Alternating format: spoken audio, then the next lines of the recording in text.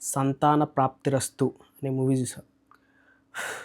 ఈ సినిమాకి సంతాన ప్రాప్తిరస్తు అని కాకుండా ఆడియన్స్కి ఇరిటేషన్ ప్రాప్తిరస్తు అని పెట్టుకోవాల్సింది, బాగుండేది అన్నమాట. తలకాయ నొప్పిలా ఉంది సినిమా. వాళ్ళు ఎంచుకున్న పాయింట్ ఏంటి, అసలు ఏం చూపిద్దాం అనుకుంటున్నారు, అసలు ఏం చూపించారని వాళ్ళకే క్లారిటీ లేదన్నమాట. మొత్తం కన్ఫ్యూజ్ చేసి పడేసి లాస్ట్లో మాత్రం ఒక డైలాగ్లో వీళ్ళు ఏమనుకుంటున్నారని చెప్పించారు. ఎందుకు చూసానా అన్న ఫీలింగ్ వచ్చిందన్నమాట.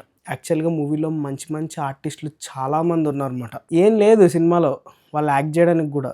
సో ఎవ్వరూ కాపాడలేకపోయారు అన్నమాట సినిమాని. అండ్ ఇంకొకటి, హీరో కింద చేసిన అతనికి యాక్టింగ్ అది కొత్త అనుకుంటా, అసలు ఎక్స్ప్రెషన్సే పలకట్లేదు అన్నమాట బాబు. ఏ సీన్లో ఉన్నా ఒకేలా ఉంటున్నాడు. అది మనకి ఎమోషనల్ సీన్ అయినా కానీ ఏదైనా సరే తను ఒకటే ఎక్స్ప్రెషన్ కనిపిస్తుంది అన్నమాట.